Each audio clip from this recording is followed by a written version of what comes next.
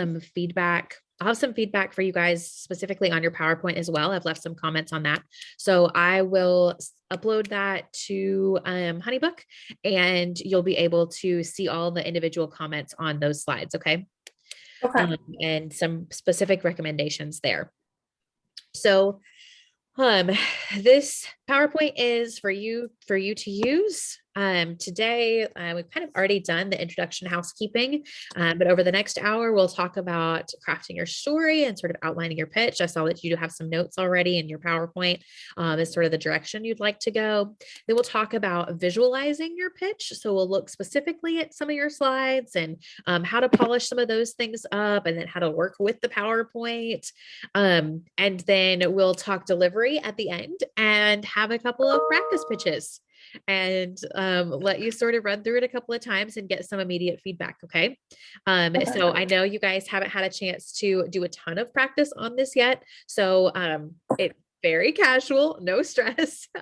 It's just sort of an opportunity for you to talk through it out loud and get some immediate feedback. Okay. So that's the plan for the next hour. Any questions? Nope, we're good. All right. Then we're going to dive right in. The goal is to draft, revise, prepare, and practice your pitch for demo day with the ultimate hope of tailoring it and knocking it out of the park in April, right? Like that's what we want to do here. So public speaking is a part of the pitch. I'm sure if you guys ever watched Shark Tank at all. Obsessed. Yes, us too. My husband and I are too. So you've seen these kinds of 2-person pitches all the time. One of the things that these do really, really well, and I think I would have you sort of lean into, is the storytelling part of telling your story, but then also the story of your consumers. One of the things I would challenge you to think about, and we'll sort of come back and forth to this, is you sell cakes, right? Sweet treats, baked goods. So what need are you meeting? Does that make sense? You've got to think beyond, well, they have a last minute birthday party and we get them a cake. Okay. What I would tell my students is, so what? So what, they have a cake for the birthday party. What is that deeper psychological motive? What need are you meeting by providing them with that? Is it about camaraderie with family and friends? Is it about, because there is something special about passing out those slices of cake and enjoying that moment? Is it about admiring something beautiful? No joke. My aunt will buy, she lives in Colorado, and she buys custom cakes like yours for no occasion. Sometimes it's just had a bad day, need something beautiful and sweet that's going to make me feel good. So you've got a couple of different target audiences potentially, but knowing how to tell that story about the need that you're meeting for your community is something you want to weave throughout your entire pitch. Okay. So what would you say if you had to answer that question? What is the deeper need beyond, hey, I gotta feed somebody, that your cakes and your company as a whole, what does it solve? So we have seen like FTD has become kind of like a special treat. Like if you get something in Prestonsburg, if you get something from FTD, like you want to tell everybody about it. So you're better with words than I am. So like treating your loved ones to this, the special, the gourmet, the high-end cake, I think is definitely the need, and just being able to share that with your loved ones. So it's splurgy, but it's about almost a little bit about a reward. I'm trying to think how other ways you could sort of say that. I think FTD completes the party. We bring the cake, and it's like the missing piece that you didn't know that was missing. It's like an experience. Yeah, it's like it's not really a party until you have a cake, and you have the best cake in 606. But we do have people that will just buy our cakes just because they love them and like they want to indulge, and they say that, like, I did some testimonials that I want to include in their pitch somehow, but I haven't got to yet. And so many of them were like, they just enjoy that relationship that they have with us and being able to share that with their family. So that absolutely highlights something I felt like just looking through your presentation was sort of missing was you guys. With us. We talked about, Cakes for Kenya and how that started it. But honestly, like that's one slide, and I made a note of it. Whenever you were baking from your house, if you have any pictures of that, of you actually baking. No, I don't take pictures of myself. It's a failure. I should have documented it better. Actually, I have a selfie of me in the kitchen with, I have them. So we do actually. We have a Mother's Day. Then we have one with Samuel strapped to my back. That is perfect. Because when investors are hearing this, they're investing also in you, not just your business. And so when they see that kind of dedication, first of all, it's going to make them smile, and it livens it up just a little bit, but it tells your story just in a little bit more rich of a way. So I'm getting ahead of myself because I get just so excited about working on the storytelling aspect of it, because it really is the heart and soul of your business. So that, and humans are narrative oriented in general. I think it's why, and I know you guys are Christians and in church, so I could use this example, but like it's why the narrative in scripture is so powerful. And that's why over and over again, God will use story and narrative to share principles, is because we are narrative driven.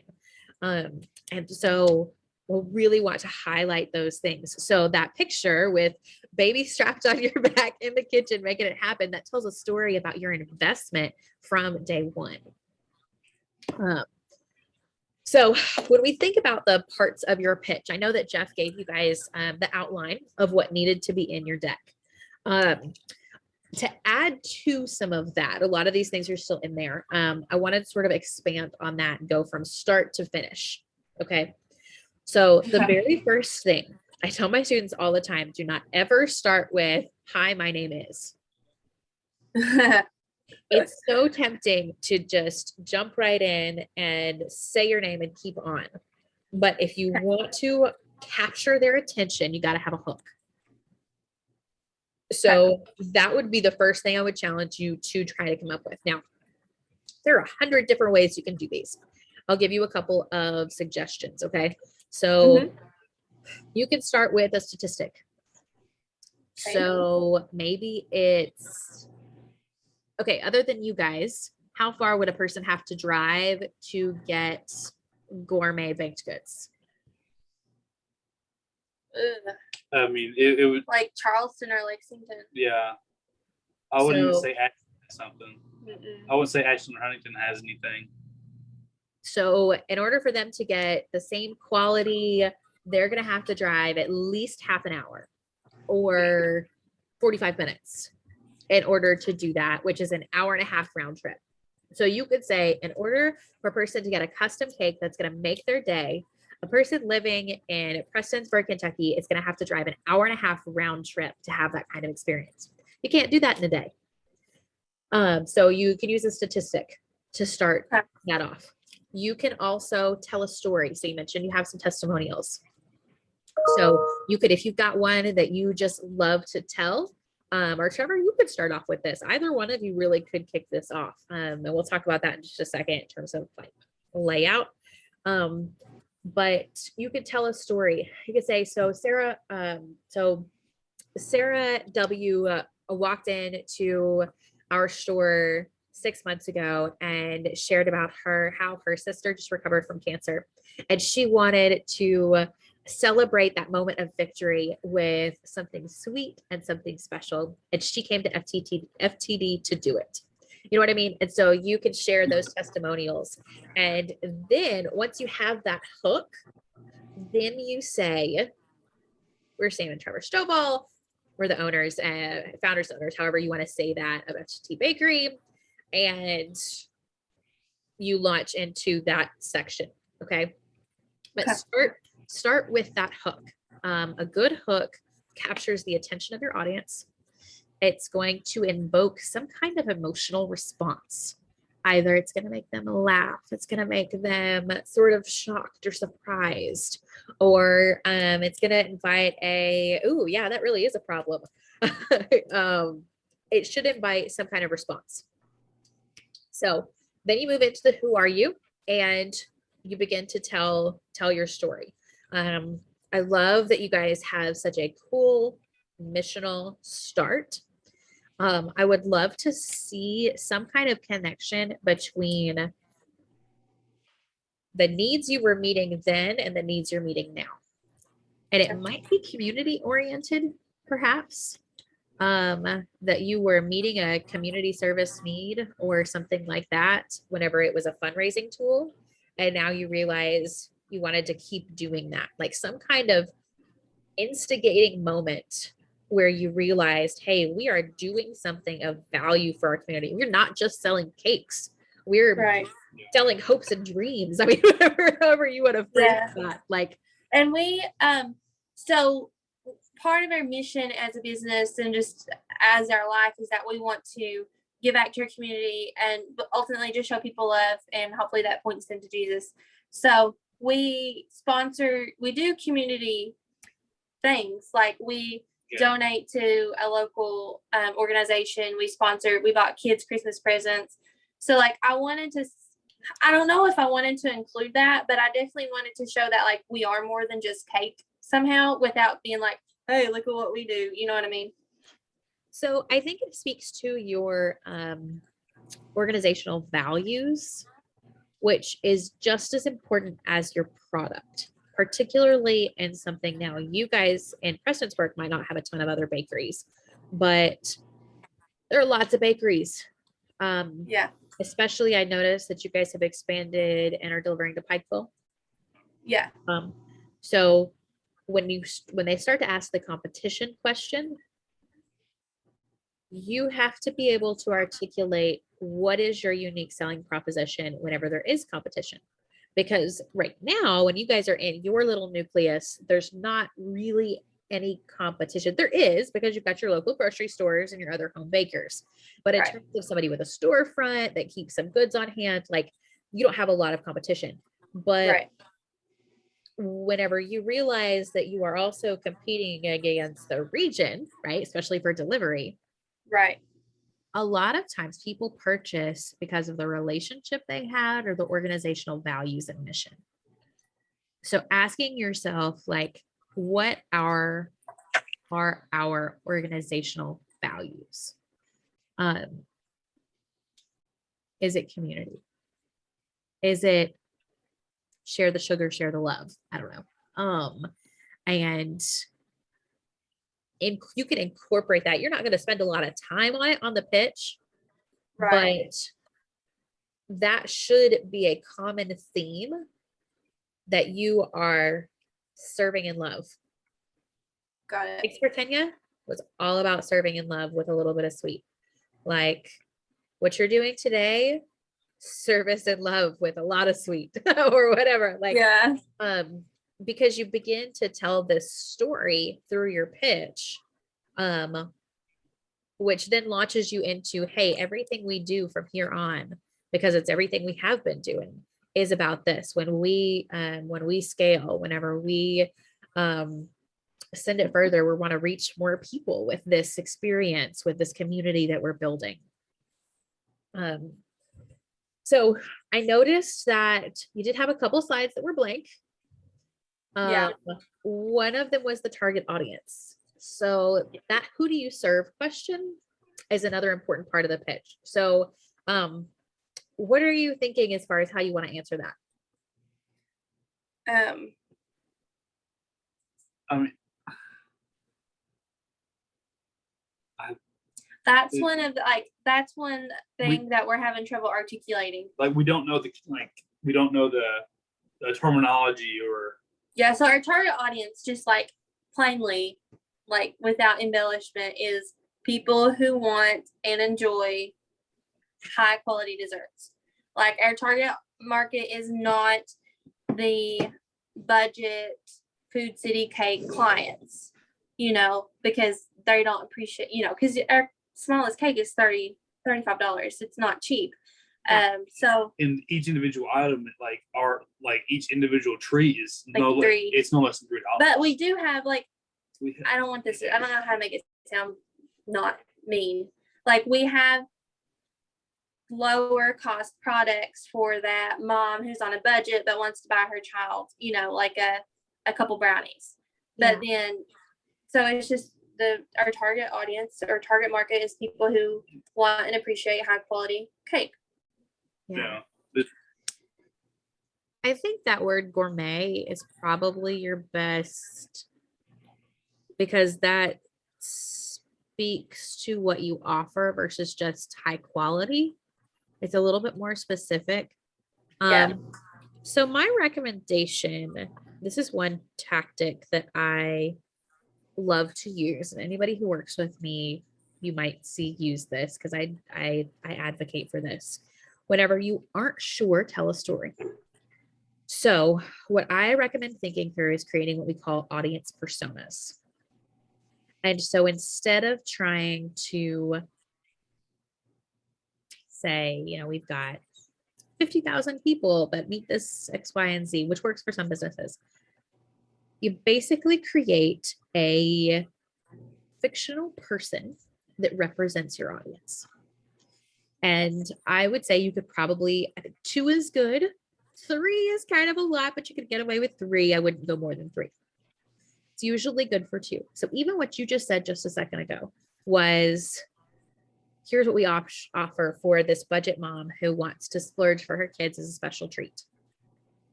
That is an example of a buyer persona. Okay. What you were talking about a second ago is the person who loves gourmet desserts. That's a different persona. So you can even give them a name. This is Erica. And when we talk about designing products for her, here's what we think about. We know she's going to want unique upscale flavors. We know that she is going to purchase for birthday parties and for graduation celebrations. Basically, if she's celebrating, she's going to get a gorgeous cake because it's her centerpiece. Yes. So my husband and I we have a bakery here in town called the Bluegrass Baker. And then there's another one, Cereal Grillers and Killer Sweets. We like to use them both at least once a year. When we buy those cakes, they are the centerpiece of the table. It's like, I don't have to go and buy something from Hobby Lobby because I know the cake is going to be the center of that. I'm going to put it up on a glass, I don't know what you call them. Cake stand. Yeah, cake stand. That makes sense. A cake stand. But I'm going to literally elevate it above the rest of the food because that's the purpose that it's serving for me. So what I would recommend is come up with 2 type audiences of the people that you meet. Give them a name. You could even put it on your slide, attach a picture to them. Explain some of their demographics. So age, gender, if those are relevant. I mean, I think gender is relevant here, is probably female. Age wise, you're probably, for those cakes, you probably don't see many people under the age of 25 purchasing, right? A few, but not common. Right. You know, so if there are any demographics, that's the kind of thing that you'd see in like the US Census or psychographics. And so those are going to be like behavioral traits. So why would she purchase? What are her motivations for purchasing? And then if you want to even add a budget to that, you could say she's willing to spend between $100 and $300 on a cake, or whatever that is based on your research and your industry knowledge. Right. And then in your other one, you do the same thing. And you say, when this person comes into the store, they're going to spend $5 to $15 on a baked good for either themselves or for a family member as a small treat, a little pick me up in the middle of the week. And you describe them. So do you see how I'm kind of crafting it as a story instead? Yes. These can be based, they're representative of your audience, but if you have a real person that you want to pull from, you can do that. You just don't have to mention in your pitch. Gotcha. And so I think that might sort of help you work through who your target audience is.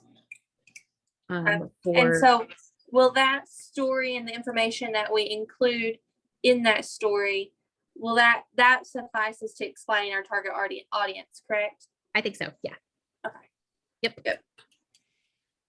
So that's just one approach to that. There are others, but I think based on your particular business model, I think that would be a really neat way to do that. You could even, if you wanted to, give suggested products and say, so this person is going to take home a cinnamon roll and a pastry for breakfast, and the other person is going to buy our 3-tier chocolate covered whatever. And so that's like a sample even of here's what they would get, here's how much they would spend.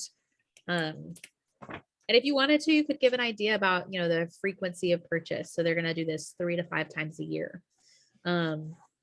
Or, they're going to stop in once a week when their kid makes all A's and pick up that brownie. So, I think I noticed toward the end that you guys talked about like your big milestones. I did notice on the graph was a little confusing. I'm not sure what the different colors represented. So charts are always good for sure, especially with that kind of thing, because it can visually give us some growth. But so I just did that on Canva. I just there's no actual values. I just wanted a visual to show, steps. Maybe more of a timeline. So maybe I should more of a horizontal timeline would be better from opening. Maybe I just wanted to show obvious, visually growth. So I could either change it to that or just change, because there's no values or anything. The colors don't mean anything. I could just change the graph to one color maybe. But why do you want it? The reason I chose the chart was just to show visually increasing, but I could change it to a timeline. If we had the sales number tied to the bar. Yeah, or I could just change it to a timeline. Or you could do both. Or you could lay them together. You could have your timeline. I know one of the ways you could do those charts is you do have your 2020 and then your 2021 and your 2022. And you have one of them that is revenue and one of them is staff, potentially. That'd be cool, wouldn't it? It'd be cool to tie timeline in going up. Because that was the two things I talked about, was the revenue and staff. Because you have to have revenue from your staff. And the other thing you can do is, I know that it was a turning point, Trevor, whenever you went into working full time as well. So you can always include a star or something on it on the timeline and then say, hey, this is when this moment happened. If you're going to highlight those other milestones, I would think of a couple of others. So, what day did you bake your first cake? What day did you, what's your biggest sale ever? One product? Or one transaction. Or one transaction. So even some of those little pops of hey, look how successful we are can serve as those stars. So when you hired your first employee, whenever you got to do it full time, whenever, like I said, you baked your first cake, you hit a certain mile marker in revenue, those things can belong in that space. So do you think that we should have two separate, a chart for the revenue and then a timeline for the milestones? You could do them separate. There's lots of different ways to do that. Canva has tons of different options. There's also sometimes a way you can lay them together. So the revenue might be in like a bar chart at the bottom, but then the timeline is up across it at the top. Okay. So that doing the data stuff is always what's most time consuming. But it's also can be the most compelling. So I would definitely take the time on that. Okay. In a pitch, investors expect there to be challenges. It's one thing I didn't necessarily see. So I would think through and incorporate probably right before you get to all your numbers stuff. What's a challenge you're facing, and how do you want to tackle it? Because that's the other thing. If everything's going well, our biggest concerns is quality control. Well, and productivity, like which I was gonna do this when we do the ask. So you think I should do it before our numbers, like tell them our like the problem that we're having? But our issue is, to me, our issue is like we can't make enough product. We don't have the space or the staff, and we have a high demand and can't meet it, especially around the holidays. So it's a scaling issue. Yes. I'd call it a challenge, not a problem. Challenge. Okay. Because that's what it is, right? And it's a good challenge to have, but you are rapidly trying to scale to meet demand. And that's what you're looking for. You could put that probably in either place. Maybe just play with it and see what's most compelling.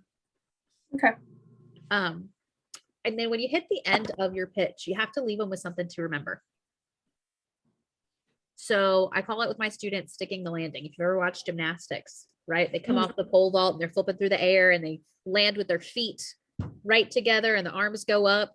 And if there's any kind of like stutter step or like they lose their balance or all of that loses points, right? You want to make sure you stick that landing with both feet, arms in the air. So you want to know exactly what you are going to say to finish.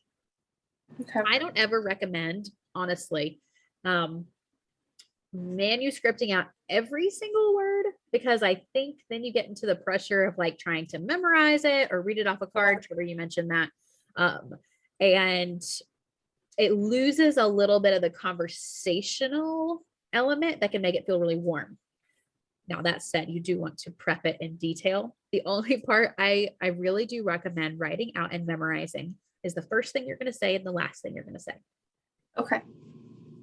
So what are the last words that are going to come out of your mouth? Is it going to be a question?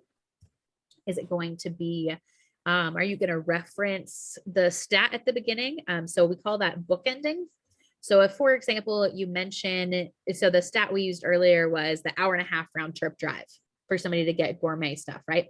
So you could say, will you partner with us to continue reducing that drive time for sweets and meeting the needs of Eastern Kentucky? Or so you can tie both of these things together that way.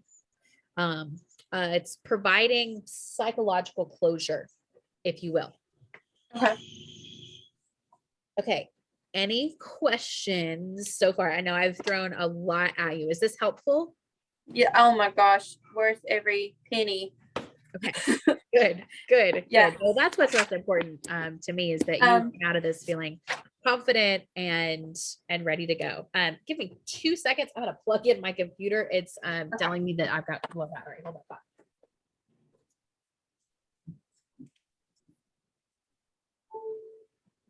Okay. I went back and watched some of the pitches last year from Invest 606, and they were super boring.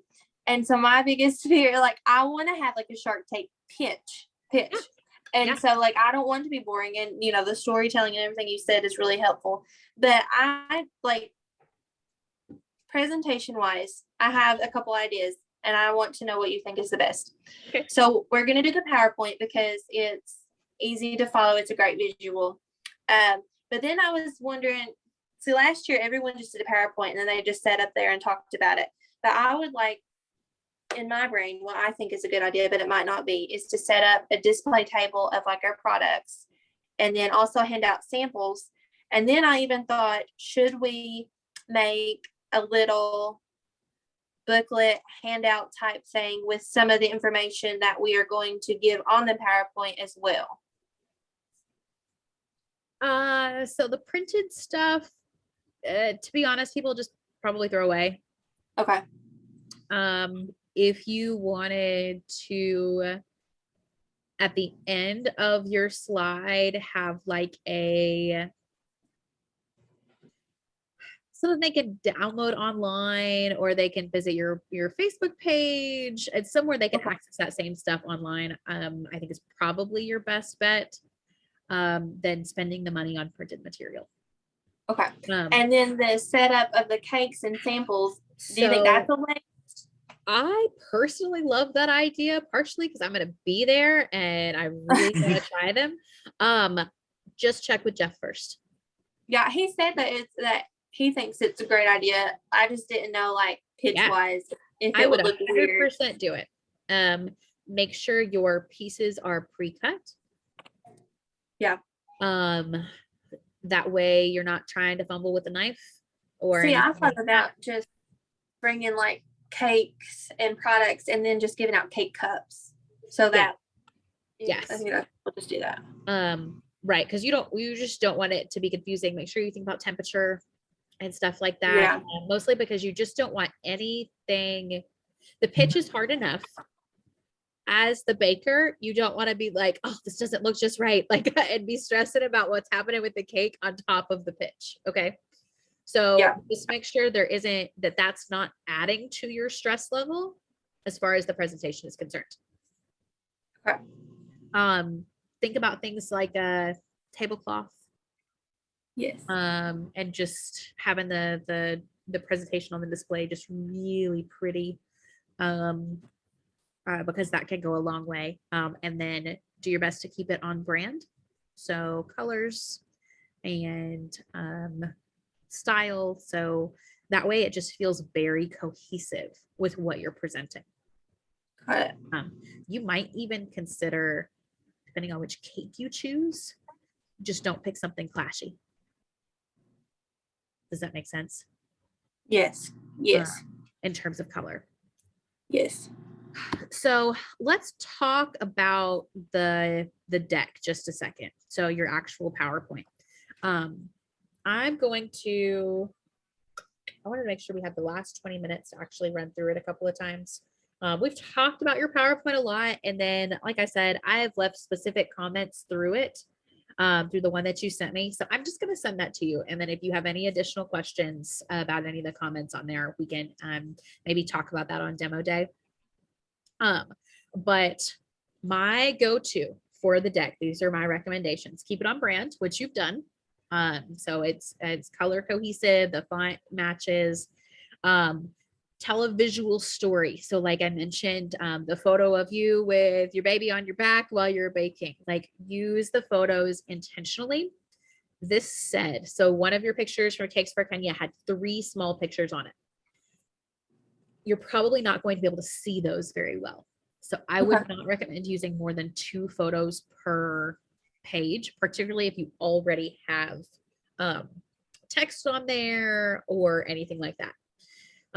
So you could add a second slide with those photos if they're really important, or just limit it to 2. Make sure you don't repeat any photos. And as best you can, if you've got a picture of you guys standing outside of the bakery, if you want to take one with your kids and with your staff, and you want to incorporate that, like that's part of your story. Because for somebody who doesn't know you, you could have, and I know you didn't, but you could have pulled pictures of those cakes off the internet. Yeah. Does that make sense? Oh yeah. Yeah. I'm really weird about that. I don't use anybody else's pictures. Right. I know. And I assumed you didn't, but for all I know, because I don't know you, could have done it. So instead, any photos in your space and of your space, make it more specific to you. You working in your space. Trevor, you behind the counter. whatever you're doing in those spaces, like it personalizes it to your specific experience and the purchasing experience there. The 5-second rule with billboards, they recommend 3 seconds. If you can't understand your message in 3 seconds, your billboard is ineffective. With PowerPoint slides, I go off a 5-second rule. If you think about it, 5 seconds is actually kind of a long time for somebody to be looking at a slide. I need to be able to look at each slide and understand exactly what is being said in 5 seconds or less, which means you shouldn't have a lot of text. So no paragraphs. You're going to be saying that stuff. If you can put it in bullets, put it in bullet points instead. And then my last minor rule, I call it don't trip at the finish line, because you don't want to let a silly mistake reflect badly on you. So make sure you proofread. Make sure you've spell checked everything. Make sure you have a separate set of eyes who haven't looked at it 100 times. Look at it before you use it. Have a family member or a close friend, or, well, somebody who you know would tell it to you straight and not care about your feelings. That's the person who ought to look over your PowerPoint. Just to make sure that you haven't missed anything, because you know that whenever you look at the same thing over and over and over again, it's easy for your brain to miss small things. So that's kind of the basics. In terms of using the PowerPoint, I'm not sure if he's going to give you a clicker or what he's going to do, but you will want to practice changing slides at the appropriate moments in your pitch. So that would be a question I would ask Jeff, if you're going to have access to a clicker, or if there will be somebody running your PowerPoint. That way, you know, do you need to like say next slide, or can you just click through it? Because whenever you're practicing, you want to make sure that you practice with it. I've seen that trip up people up all the time, is they won't be used to working with the PowerPoint. And so they will miss slides because they just kept talking.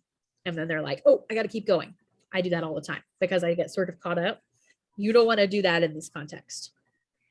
So when we do the presentation, we should, well, you already said, not be reading off of notes. So we should just practice so much that when we see this slide, we know what we're going to say. Yes. So you can, I was going to see if I have a 3x5. You want to use a small note card. You can certainly do that. You know, I wouldn't have more than probably 2 if you really need them. But obviously, if you're just using something this size, the whole thing's not going to be written out. It's going to be basically a version of an outline. So in the classroom world, we call them your speaking notes versus your preparation outline. What you've been working on so far is your preparation outline. It's got all your information and everything you want to say. Then once you have that, you translate it and you put it into speaking notes. So it might say next, $3,000 revenue. And when you see that, because you've practiced so much, you know that the next thing you need to talk about is in 2020, we were excited to celebrate that we passed this milestone of $7,000 revenue. Does that make sense? Yes. So your card, if you want to use one, becomes more of a, especially for demo day, you probably might still decide to use one because it's not your actual pitch. Right. This becomes the cue card for you to help you get through all of the different parts and make sure you're saying things the way that you want to. Okay. I don't recommend more than about 2 for a speech this long, because the worst thing that could happen is you get them confused and out of order. And Right. it's like, oh, what's happening? Yeah. So since we're talking about the pitch part, let's talk about delivery. You've mentioned it. It all comes down to practice and execution. I will say practice, practice, practice, practice till you're blue in the face. Practice by yourselves. Practice to each other. Practice in front of a mirror. Practice in front of your kids. practice in front of your family, practice in front of your staff. Especially if you've got some apprehension, I recommend scaling your audience. So if you've done it just together, you guys, you've worked out the kinks, then do it in front of your kids, then do it in front of some friends, then do it in front of your staff. And that will build your audience size as well as some of the nerves as you go. And basically you were just teaching yourself to be used to the apprehension. Because when it comes to speech anxiety, it's really about managing your fear, not necessarily getting rid of it completely. I used to joke with my students that you can check my heart rate whenever I'm teaching class, because my heart rate will go from, a nice resting heart rate up until like 110, 118, 120. And Really? Yes. Huh, It did the that's same so thing funny. whenever I talk to you guys. It's a physiological response to stress. It doesn't matter how much you've been doing it, your body is going to physiologically respond to stress. So the trick is managing that in the same way you know how to work under pressure, baking multiple cakes at the same time and managing staff with a tight deadline. You've learned how to manage the physiological response to stress. Public speaking is the same way. And really, it just starts with practice. So practice. The second thing, and I noticed you guys started to do this already, and watching Shark Tank is going to show you this. Know your flow. Who's talking when? Who says what? You might consider giving each of you taking like a role. So if you've got the heart and the head, so one of you is more, presents more of the data, the numbers game, and the other is more talking about product and organizational value. Or maybe it's, you've got the baker and the brawn, or however you want to play that. You sort of assign yourselves these roles. And so as you talk through each thing, you can explore what each person might say in that moment. And that allows you to, again, make it a little bit more lively, right? Kind of fun, add a little bit of sweetness, maybe play up some humor if you wanted to. Now, you're not going to come out and say, I'm the baker and he's the brawn. I'm making this up. I hope you're not offended, Trevor. None. I'm none. However, you're not going to come out and say those things, but I told Trevor that we should wear lab coats and stethoscopes and then rip them off and pick up a whisk. It's a joke. You know what? I don't know. Maybe like underneath your scrubs or something, you've got an apron, or maybe if we had different personalities, we're not those people. Now there is something nice about a visual. So if you wanted to do the stethoscope and the whisk and have them both sitting on your table, like both wear the stethoscopes when you come in. And then as you start baking from home, you take yours off and you set it down and you pick up your whisk for a minute. And then that actually gives a nice visual, Trevor, for whenever you stop your full-time job, is that then you make that switch and you're visually telling an engaging story. So you don't think that's too corny? I don't know. I think pitches are always kind of corny. Yeah, that's true. Yeah. But also, that's the problem. That's the problem. But you guys you're a bakery. You're fun anyway. That's you're true. Sweet. Yeah. You're not, a software company. Like you can, if anybody can be kind of cute, you can. Now, if you give this a shot and you can't get through it without giggling and it's just not working for you, then don't do it. Okay. But sure, why not? We can try. I bought some breakaway pants. So in terms of your time, you've got 5 minutes to give this pitch, right? I thought it was 8. That's even less than what we planned. Is it 5? I thought it was 5. So I would double check. Yeah. Regardless of the time, whenever you're practicing, shoot for 30 seconds under. Okay.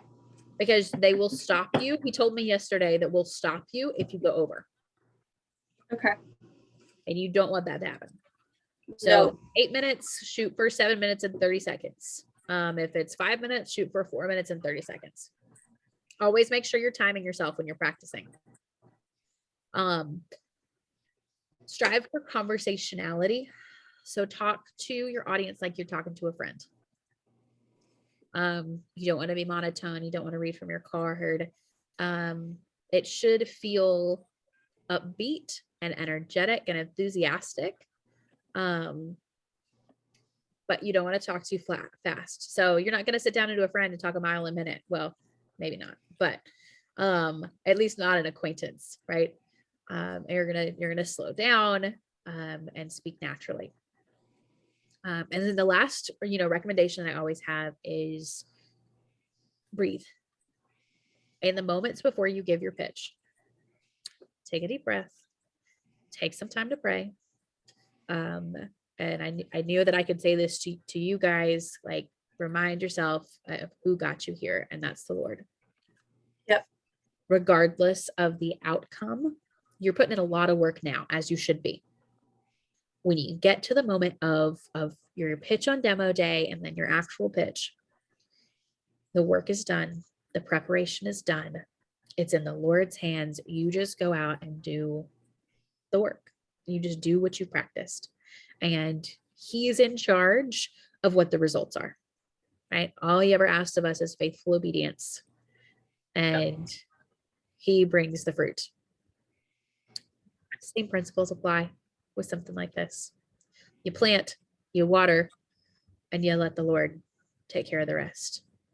And so I find that, especially whenever I'm doing speaking engagements or asking for money for missions or fundraising or those sort of things, in those moments before, to take a couple of deep breaths, say a prayer, and put myself back in my proper place and put God in His. So those are the big stuff. Do you guys, based on where you are now, do you want to do a pitch run through and I can give you some immediate feedback? How do you feel? Do you want to? I'm just hungry. I can put your PowerPoint and you can kind of talk through it. We've got about 10 minutes left. Or do you feel like that you haven't looked at it enough? I mean, obviously we haven't looked at it enough because it was wrote last night. I wrote it last night. I mean, obviously. Sitting on the couch. Yeah. Then if you guys want, I'm going to hit stop and I'm actually going to pull up the PowerPoint itself and we can go through the comments that I left. How's that? That's Sure. good. Let's do it. See if I can get that pulled back up and share. All right, can you see that? Yes. So when you pull it up, if you go to review and then you hit show comments, it's going to pull them up on the side. Okay, for each slide. Okay. So I looked through it pretty closely, not super closely, but pretty closely. So just make sure you proofread. Mountains here. Gotcha. Yeah. Give yourself some design space on the edges. So see how this is coming up real close. I don't know. Can you see my mouse too? Probably not. Yes. Yeah. Okay. So you could see how this is right up against the edge, just from a design perspective. Scooch that in and give yourself some space. That way it's Okay. even on this side and on this side. Okay. Mhm. Same thing over here. So you might consider, honestly, I know you like your team. I always love the teams I travel with, but it's just less relevant. Yeah. Take it off. So I would probably get rid of this one and just keep your focus on these two. Don't forget to delete this little placeholder right here. Same with these pictures over here. Let me make sure that you're still able to see. Okay. Lots of pictures are hard to see. So maybe choose just these two. You could add this third logo. You could honestly probably just bring this down here and not have this duplicate text. Okay. Another thing I noticed is you say how it all began, and then you say how it began. So just be consistent with one or the other. You could also say humble beginnings or how we began. Mhm. On this one, I would probably swap your years and the title right here. That way you've got your time. Okay. Like this. I don't know what the little design is around that, but it's a little bit distracting. Okay. So it just doesn't necessarily seem to fit. You almost don't need. So this was like, that's the first cake that I ever made. And then this is like what I make now. So I kind of, I thought about, okay. just showing. So that's totally different. So probably what I would actually do would be to give this its own slide. Okay. So save your photo of what you are doing now for later. And just, when did you make your first cake that you sold? As the bakery? Well, see, that was at home. That was like the first cake ever at home. So if your first home cake was, say, February of 2020, and you move this and you put this right here. Okay. Yeah. But explain, that's a really good point. See, that's a great idea, is to have your first cake up there in terms of telling your visual story, but I had no idea that's what it was. Gotcha.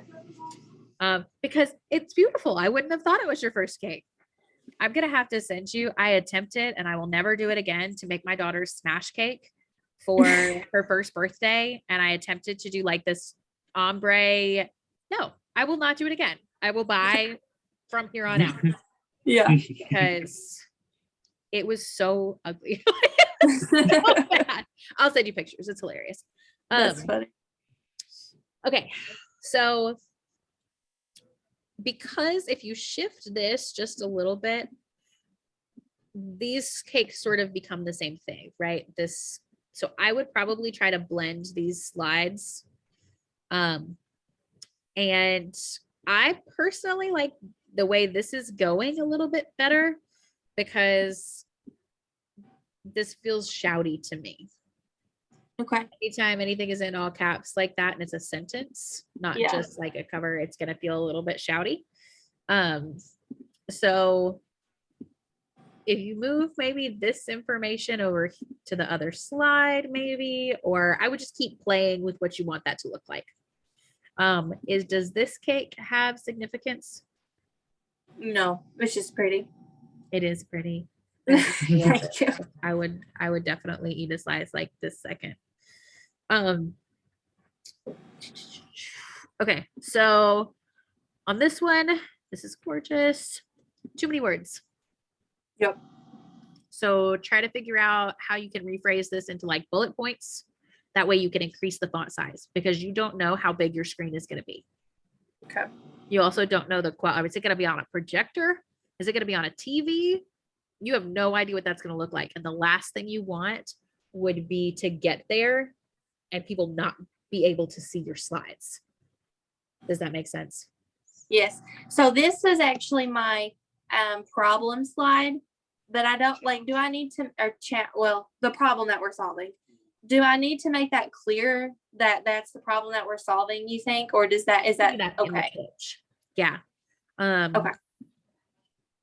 I think I liked that we need cake, we got cake. I think that's cute.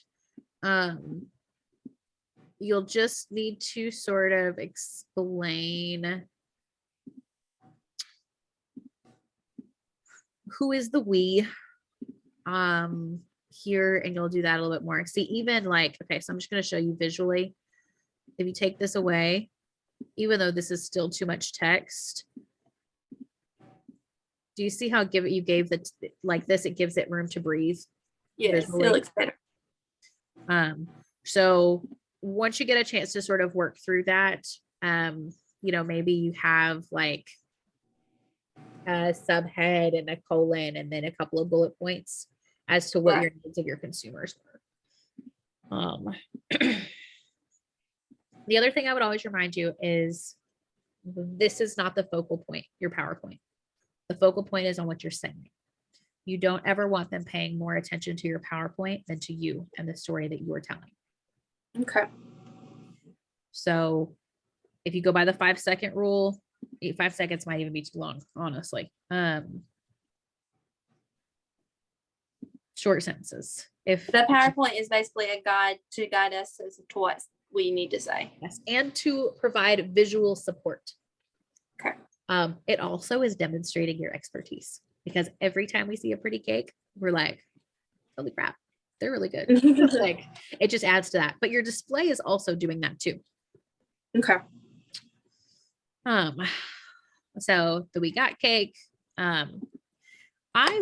This feels very current, like this is what you are currently doing.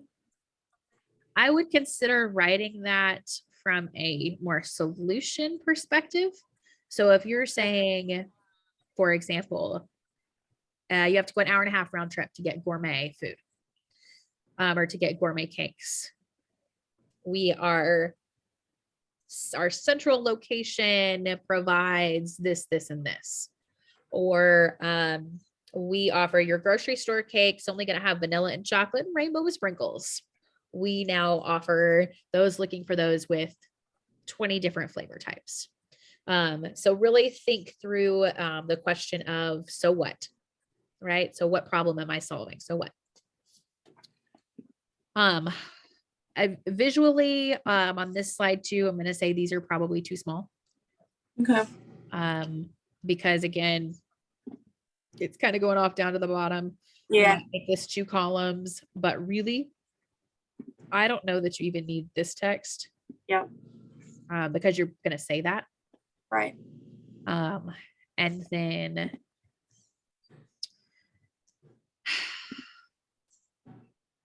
I'm just not sure you need every flavor that you have and every item that you have on.